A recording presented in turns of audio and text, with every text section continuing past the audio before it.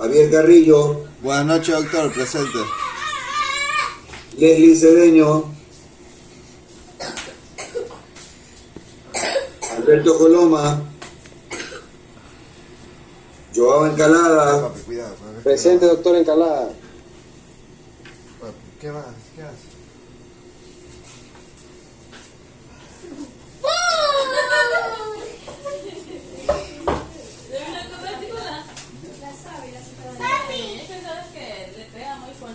Siguiendo con el desarrollo de nuestra clase,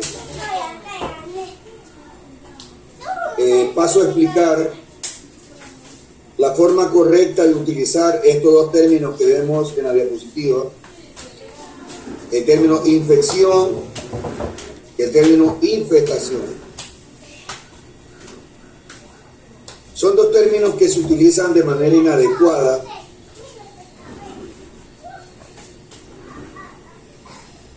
precisamente porque no se tiene claro el significado de cada uno de ellos. Y para que se haga fácil, Tápate la boquita. lo voy a explicar de la siguiente manera. Así. Yo le di flumo así, pero el jarabe. Dicen amigos que el eucamiel es bueno. Cuando los parásitos Pero vale $12. no los podemos ver, Que es bueno, dice que le es diga. decir, son microscópicos, entonces se habla de infección. Pero cuando los parásitos los podemos ver, entonces hablamos de infestación. Por ejemplo, les pregunto a ustedes, ¿podemos ver los virus? Solo con nanotecnología. No. No los podemos ver. Recuerden, son submicroscópicos. Por lo tanto, decimos infección viral. ¿Podemos ver las bacterias? Solo con microscopio nomás. Bueno, estoy hablando de simple vista. No. No lo podemos ver las bacterias, por eso decimos infección bacteriana. Podemos ver los hongos.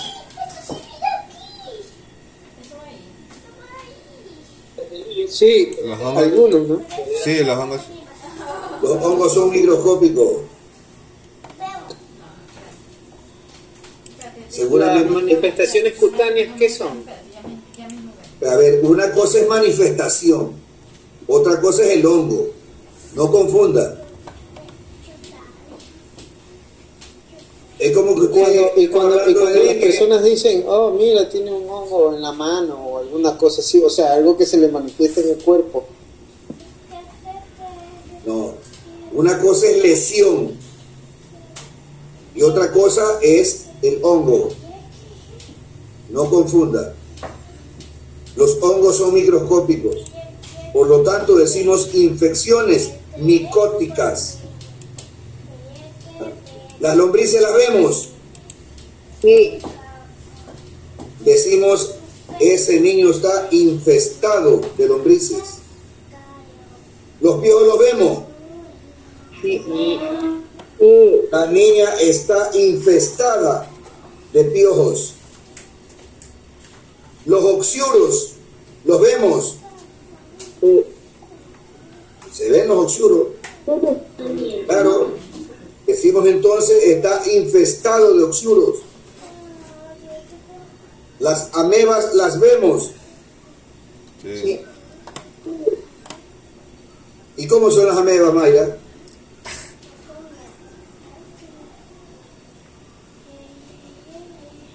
¿Perdón? ¿Cómo son las amebas? Porque usted dijo que si las ve. O sea, pero me imagino cuando ya salen del intestino por el ano, imagino que se las ve coger las amebas. Y bueno, si usted las ve, ¿cómo son? Alargadas. Alargadas. Las amebas son microscópicas, Mayra. Ok. Por eso cuando una persona tiene amebas, decimos infección amebiana. Las amebas son protozoarios, o sea, son parásitos de una sola célula. Entonces, infección cuando no vemos al parásito. Infestación cuando vemos al parásito.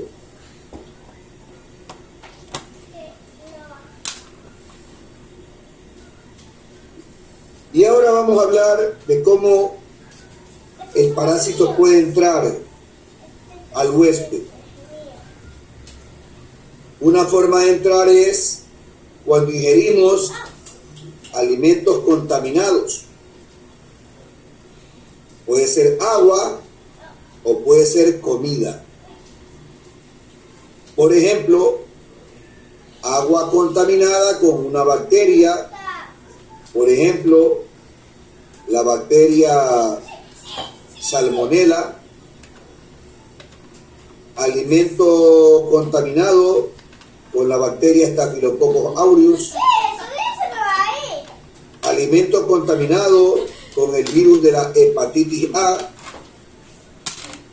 Alimento contaminado con huevos de Ascaris lubricoides. Esto es una forma entonces como los parásitos pueden ingresar al huésped en la comida o en las bebidas. Otra forma es porque de pronto el gusano es parte de la comida.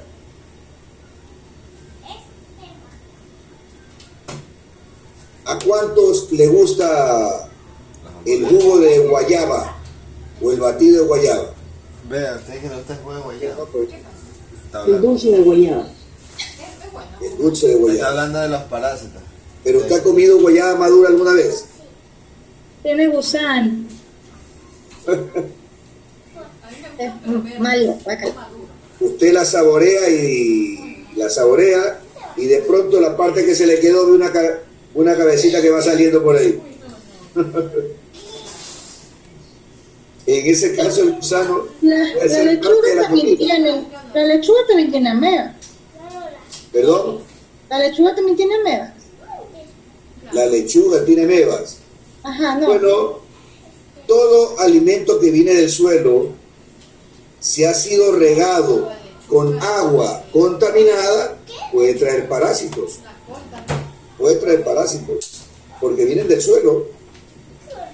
Y a veces hay cultivos que son regados con aguas negras, en vez de ser agua limpia. ¿Sí? Eso puede ocurrir. Pero en todo caso,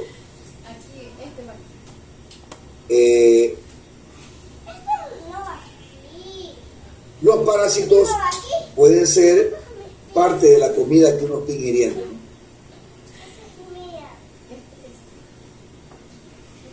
Otra puerta de entrada es cuando nos metemos los dedos a la boca, ¿no?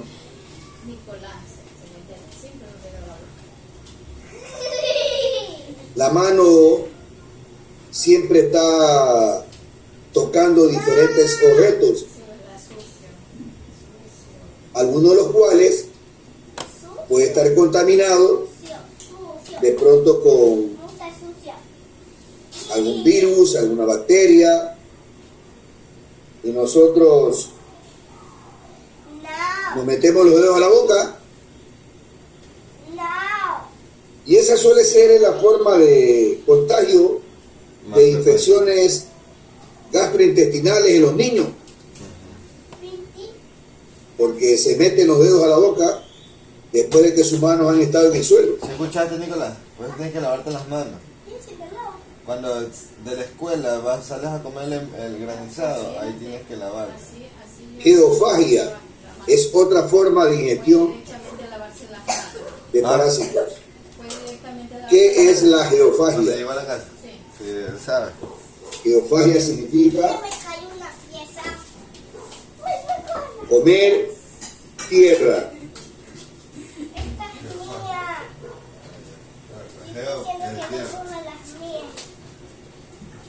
comer tierra. También son mías.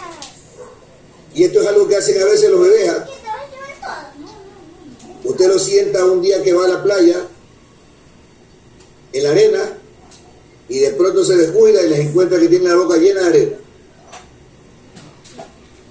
O lo sentó en el jardín y de pronto descubre que tiene la mano con tierra y le mira la boca y se ha metido tierra en la boca. Eso se llama geofagia.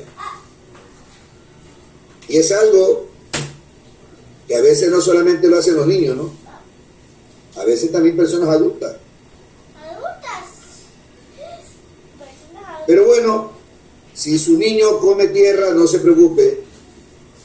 Ahora los solares están baratos por Monte Sinaí. Se puede comprar su terrenito por ahí.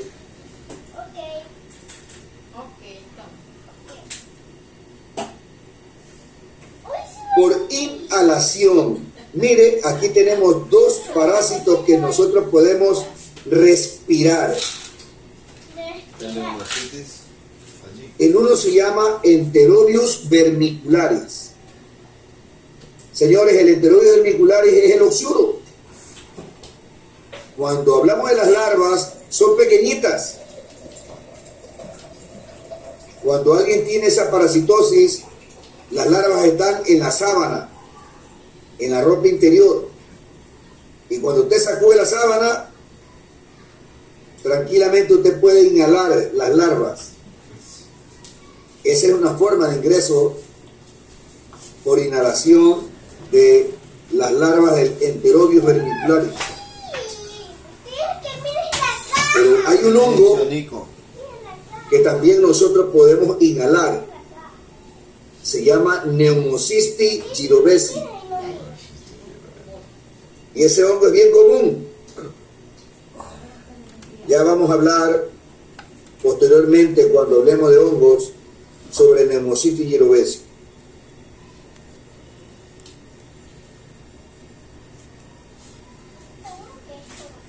Contacto directo de persona a persona, o podemos decirle de cabeza a cabeza. ¿Por qué no tiene una Los foto de piojos. esta? ¿No tiene? ¿Quiere? Se da cuenta que hay algunas mamás que le mandan a los niños bien con el cabello bien recogido y hecho su colita de caballo o trenza. Es para que no entren los piojitos en la escuela. Porque es una transmisión bastante frecuente y ocurre precisamente en las escuelas, ¿no? Porque los niños se abrazan y su cabecita se unen la una con la otra y en ese contacto, lógicamente, se quiere ese tipo de parasitosis. Contacto directo. Otro contacto directo es el contacto íntimo sexual, o sea, mediante relaciones sexuales. Y mire, cuando hablamos de relaciones sexuales, ahí entran todas las ITS que hemos estudiado hasta ahora. Hemos estudiado ITS bacterianas, hemos estudiado ITS virales, pero la que está ahí entre paréntesis es una ITS de tipo parasitaria. Trichomonas vaginalis es parásito, es un protozoario y además es una célula. Pero si una mujer tiene muchas de estas células en su vagina, entonces tenemos un problema serio. ¿Sí? Tenemos un problema que se llama tricomoniasis, del que vamos a hablar seguramente ¿Cuánto mañana. la metí así? Revisa la cuenta.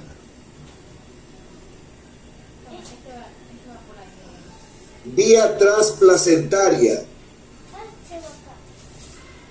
Ya hemos hablado, por ejemplo, de cómo los virus pueden atravesar la placenta.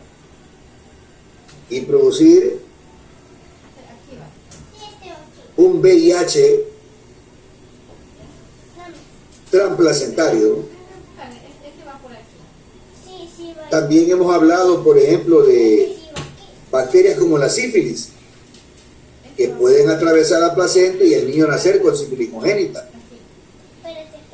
Bueno, aquí hablamos en cambio de un parásito que atraviesa la placenta. Se llama Toxoplasma gondii. Y los gatos lo eliminan en las heces. Esa es la famosa enfermedad del gato que la gente comenta, ¿no? Ah, ya. Pero su nombre es toxoplasmosis.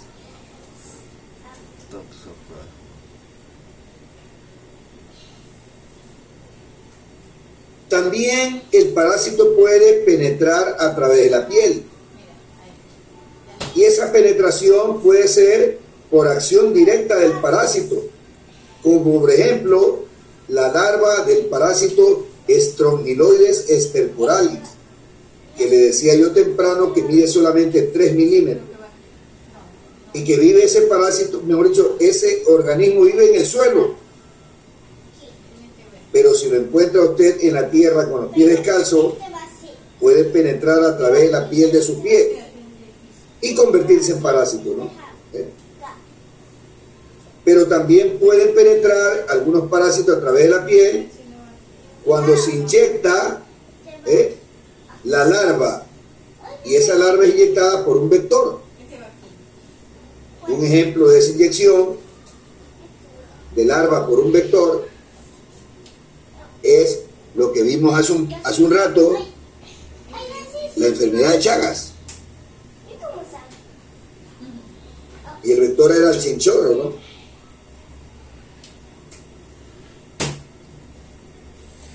Pero también podemos hablar a través de un vector del dengue, el Zika, el chikungunya, la fiebre amarilla, el paludismo, porque todos utilizan un vector y esos vectores son mosquitos.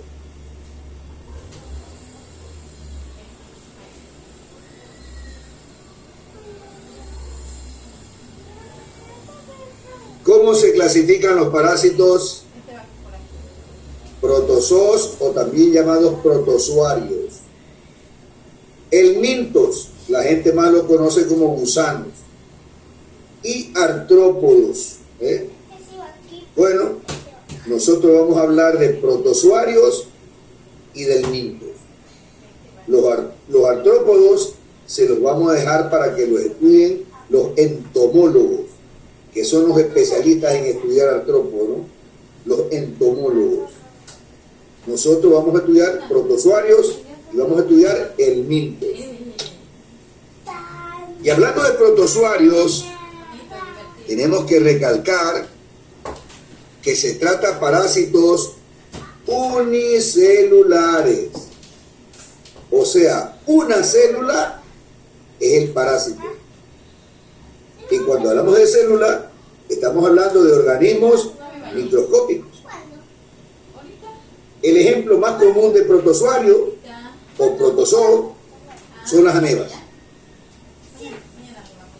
Entonces, una ameba es una célula y esa célula es un parásito. Algunos de estos protozoarios pueden tener órganos para moverse, ¿no?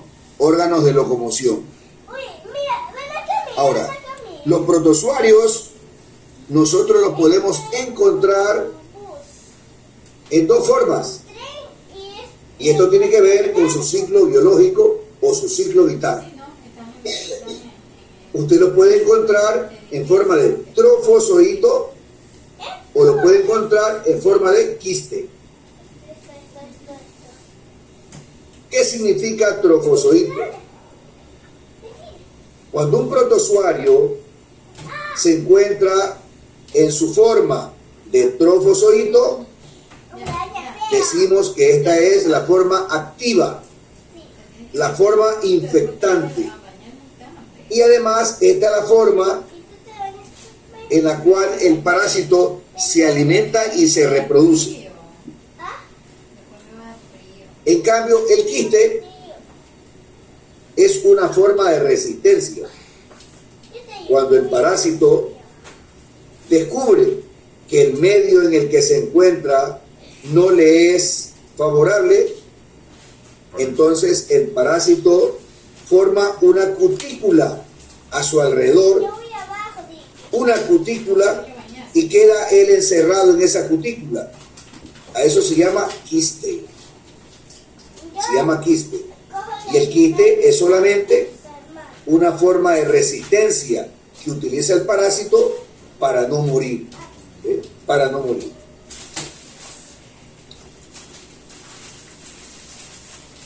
Entonces, el trofozoito también decimos que es la forma vegetativa a través de la cual el parásito se alimenta y se reproduce. El quiste, en cambio, es una forma de resistencia que le permite vivir al parásito en condiciones ambientales adversas. Condiciones ambientales adversas. Y los protozoarios tienen una clasificación. Pero hace que se seque Sony. Nicolás, Sony no se va a secar. Sony no se va a secar. Cuando los protozoarios tienen Hay que lavarlo. Hay que lavarlo. un tipo de locomoción que se llaman falsos pies, Yo te llamo y subes para que te esos protozoarios Ah, no. se llaman rizópodos. La bolita. La Mac. Rizópodos. La bolita, sí, sí. Y al órgano de locomoción se llaman pseudópodos o falsos pies. Y un ejemplo de esto son las amebas. Y aquí tenemos una. Ya vamos a ver otras imágenes. Las amebas se mueven así. Es decir, como que sale un piecito de su citoplasma y luego el resto del cuerpo sigue al piecito. Algunos tienen una especie de pelos, mire, aquí a su alrededor. Esos pelos se llaman cilios. Y entonces, cuando un parásito tiene esto, el protozoario se llama ciliado. Ciliado. Tiene pelitos, cilios alrededor de su cuerpo. Otro, en cambio, puede tener aquí, mire, un rabito, que es un flagelo, así como vimos temprano, el parásito que ocasiona la enfermedad de Chagas, el Trypanosoma cruzi. Ese también es un flagelado. Ese es un ejemplo de flagelado. Pero hay protozoarios que no tienen pseudópodos, no tienen cilios, no tienen flagelo, no tienen ningún órgano de locomoción. A eso se llama esporozoos o esporozoarios. Y estas son entonces las 4 clases de protozoarios que tenemos nosotros.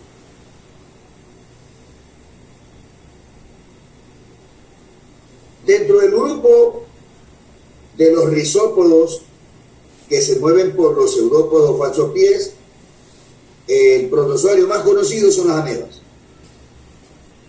Nombre científico: Entamoeba histolítica. Entamoeba histolítica.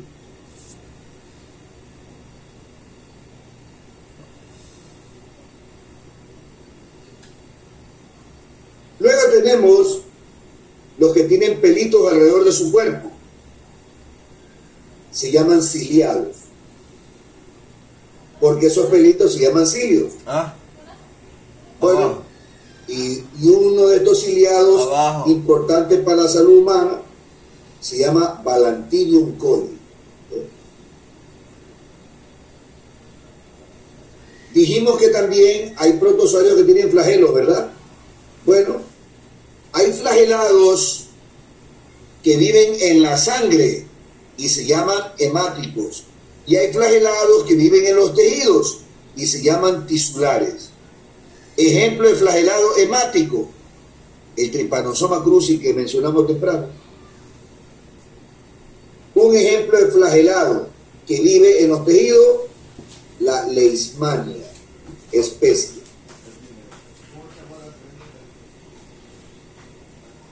Ahora, también tenemos un flagelado que viven en cavidades naturales del cuerpo. Por ejemplo, en la vagina, la Trichomonas vaginalis es un flagelado. O en el tubo digestivo, la Giardia lamblia, que ocasiona la giardiasis, es también flagelado y vive en cavidad natural. Los esporozoarios o esporozosos que no tienen órgano de locomoción también se clasifican en esporozoarios que viven en la sangre, hemáticos, en los tejidos tisulares y en cavidades naturales. Un ejemplo de esporozoario que vive en la sangre, plasmodio. Los 4 tipos de plasmodio que conocemos. 4 tipos.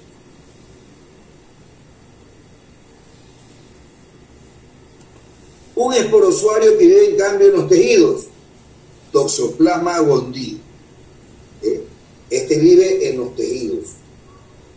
Y en cavidades naturales como el intestino, el Cryptosporidium especie, que efectivamente vamos a mencionar luego, el Cryptosporidium parvo, que lo vamos a estudiar incluso más adelante.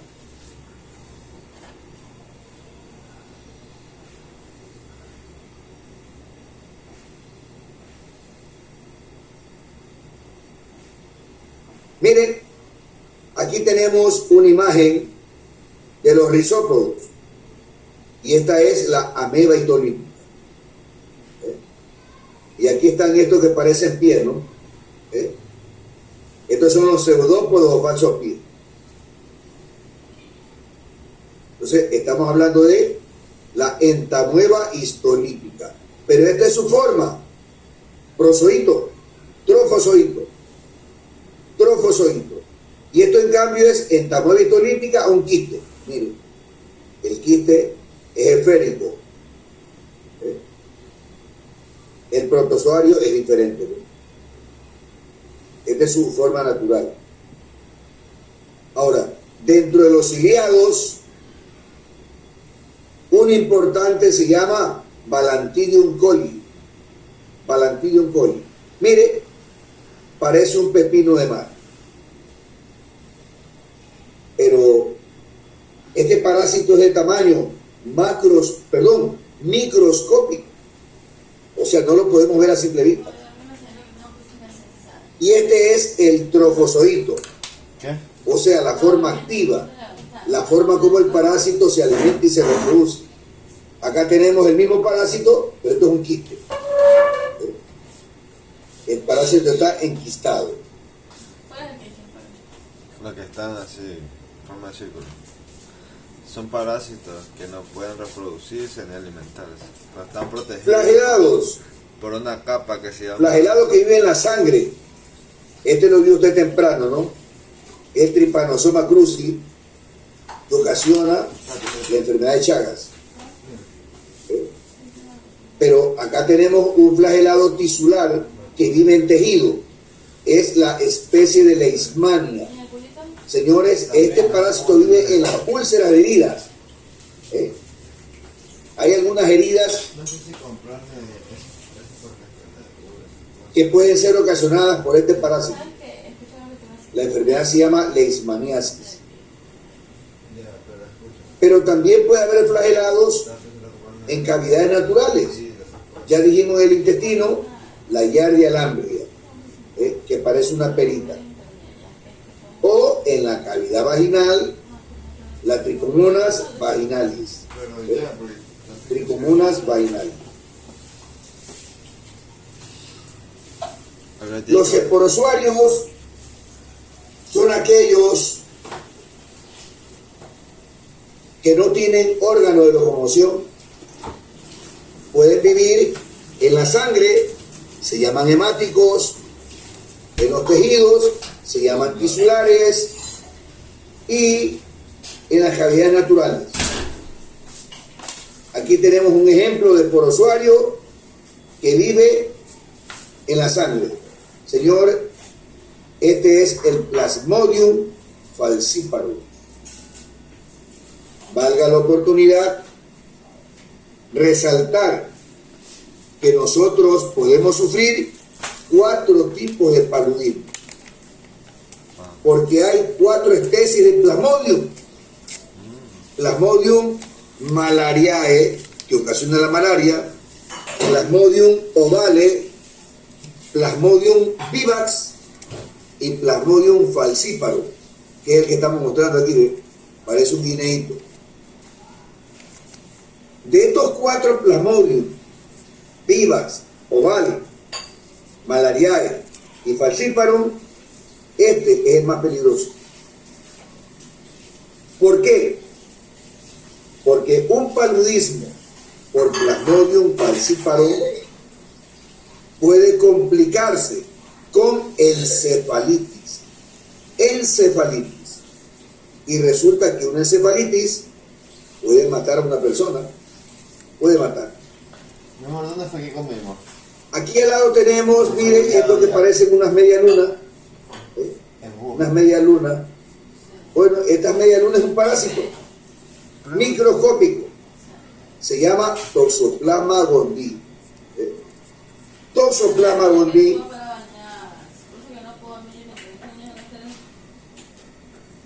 ocasiona la patología llamada toxoplasmosis. Este parásito lo eliminan los gatos en las heces. Esa es la enfermedad del gato. Pero nosotros realmente nos preocupan 2 tipos de pacientes cuando hay este tipo de parasitosis llamada toxoplasmosis. Sí. 1, las mujeres embarazadas. 2, los pacientes que tienen VIH. En estas dos personas es preocupante este tipo de parasitosis, porque cuando una mujer embarazada tiene toxoplasmosis, el parásito puede atravesar la barrera placentaria y llegar a la sangre del bebé y originar toxoplasmosis congénita, y un niño nacer con ceguera, con sordera, Sí, escucha que o una cabeza pequeña, microcefalia. Hay algunos tipos de trastornos que se pueden producir, ¿no? Pero lógicamente el Toxoplasma gondii nos preocupa en las embarazadas, por la razón que estoy manifestando, ¿no? La toxoplasmosis congénita, cuando una mujer embarazada está infectada. Profesor, una pregunta, pero ya cuando salen del embarazo, ¿se da la bacteria o no? No le entendí la pregunta. Cuando ya sale del embarazo, ¿aún sigue el parásito ahí o no? Ya no. lo elimina. Depende si hablamos de la mamá o del bebé, no sé de quién me habla. De la mamá que tenga. Si la mamá tiene toxoplasmosis Sí, y no recibe tratamiento, termina el embarazo y sigue con toxoplasmosis, ¿cómo se va a curar? No tiene. La causa de la toxoplasmosis no es el embarazo. Lo que yo estoy diciendo es que ella, infectada, Le pasa el- puede infectar al bebé y originar una toxoplasmosis congénita mediante transmisión vertical, Profesor, siempre hay alguien que transplacentaria, tose.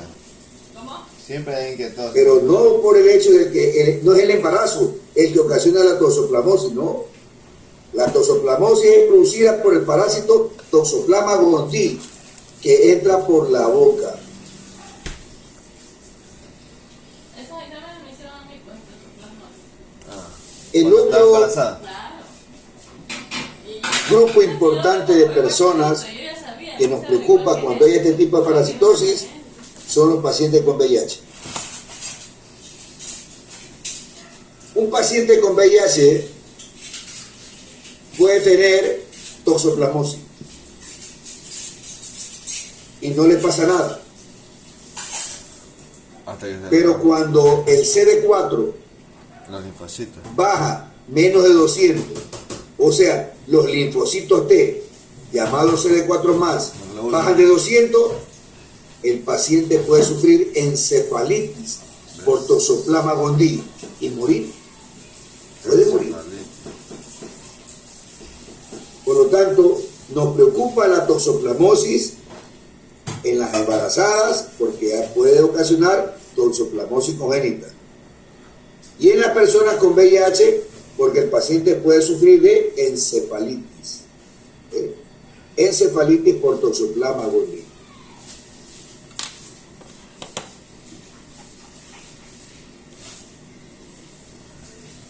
Y hablando de prosuarios en cavidades naturales, aquí hay este que está aquí. Los quistes. Se llama Cryptosporidium parvo.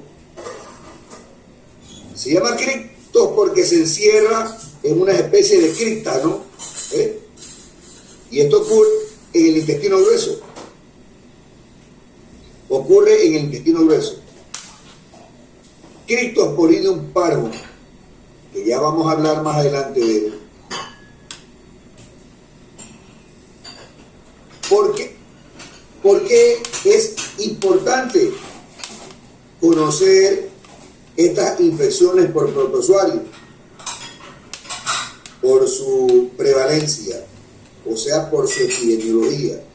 Mire, la mediasis afecta al 10% de la población, o sea, de cada 100 personas hay 10 que están infectados por la media. Y además las mediasis matan cada año a 100.000 personas. 100.000 personas. Las giardias infectan a 200 millones de personas del mundo. El paludismo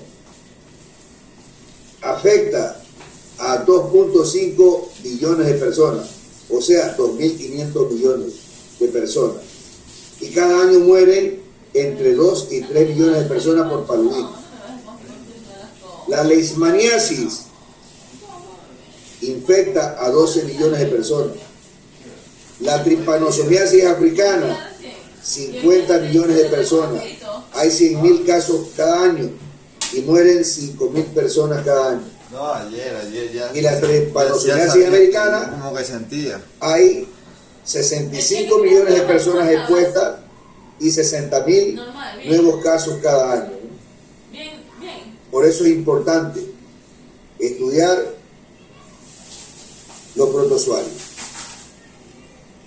Bueno, ¿y cuáles son los protozoarios más importantes para la salud humana? Los que vemos aquí en la lista. Del grupo de los pseudópodos o rizópodos, tenemos la entamoebitolita. Entamoebitolita. Del grupo de los ciliados, el Balantidium coli. Del grupo de los flagelados, la Giardia lamblia y las tricomonas vaginales. Y del grupo de los esporozoarios, el Cryptosporidium parvo y el Isospora belli. Señores, esto es lo más importante. Y eso vamos a estudiar a partir de mañana. Mañana vamos a estudiar primeramente ameba y tolino.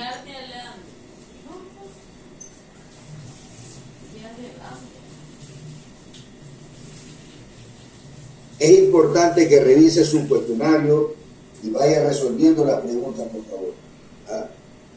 Vaya resolviendo las preguntas. ¿Puede pasar la diapositiva, pues? Sí, ahorita que termine la clase voy a pasar la diapositiva. Muchas gracias. Sí.